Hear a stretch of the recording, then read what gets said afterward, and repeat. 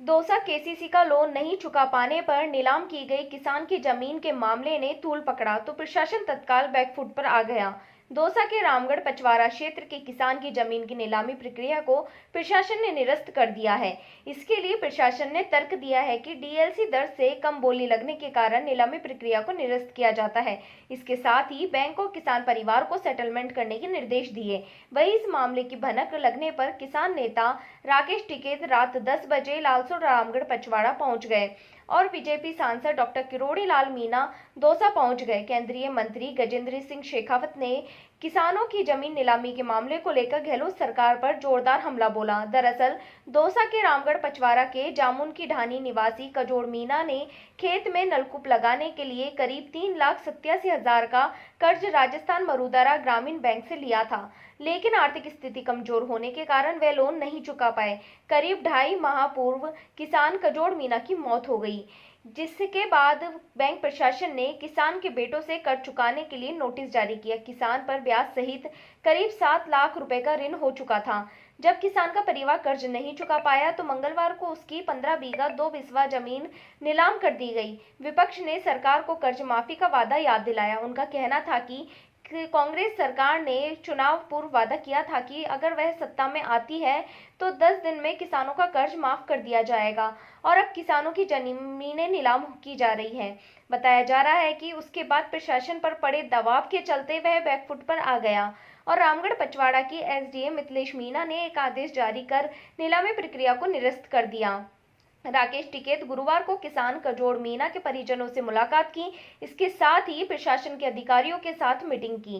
रामगढ़ पचवाड़ा पहुंचे किसान नेता राकेश टिकैत ने आसपास के लोगों से और स्थानीय किसान नेताओं से पूरे घटनाक्रम की जानकारी ली। इसके बाद उन्होंने किसान की जमीन नीलामी प्रक्रिया को अवैध बताते हुए कहा कि जिन अधिकारियों से नीलामी की प्रक्रिया अपनाई थी उनके खिलाफ मुकदमा दर्ज हो और कार्रवाई की जाए।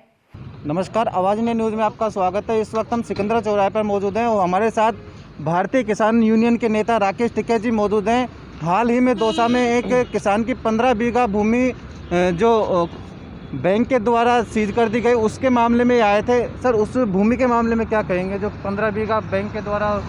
देखो, यहाँ पे क्या है कि बैंक के अधिकारी, जो गवर्नमेंट के प्रशासनिक अधिकारी है वे और भूमाफिया, ये मिलके किसानों की ज़मीन हड़पते हैं। 7 लाख के लोन में 2 करोड़ रुपए की ज़मीन, उसका घर पूर्ण रूप से नीलाम कर दिया। सरकार को वाए यहाँ पे आए तो उन्होंने वापसी कर दी नीलामी। सर, आज आपकी अधिकारियों से मीटिंग भी थी, उनके घर भी जाके आए, तो अधिकारियों की तरफ से क्या रिप्लाई आया? नहीं, अधिकारियों से हम नहीं मिले। जब मीटिंग सरकार की तरफ से कैंसिल होगी, पूर्ण रूप से जो अधिग्रह वो किया गया था, जो नीलाम करी गई थी, आगे कोई नीलाम नहीं होगा, ये भी हमको खबरों में सुना है। तो हमारे जो प्रतिनिधि यहाँ पर होंगे, जो लीडर हमारे हैं, वे अधिकारियों से, सरकारों से बातचीत करेंगे। सर, पंजाब में देखें, हर जगह देखें, किसानों के लिए नहरों की योजनाएं हैं, लेकिन राजस्थान में ऐसी योजनाएं नहीं है। और कांग्रेस सरकार ने दावा भी किया था कि सरकार बनने के 10 दिन बाद ही वो किसानों का कर्ज माफ़ कर देगी, लेकिन कर्ज माफ़ी की जगह उनकी ज़मीनें नीलाम हो रही है। हाँ, कर्ज माफ़ी नहीं हुआ। आने वाले टाइम पे किसी को भी इस तरह का, जब पार्टियां घोषणा पत्र या घोषणा ना करें, जो काम ना कर सके, यहाँ पे भी किसान इसी के मकर जाल में फंसा और आज किसान की बड़ा बुरा हाल किसान का है।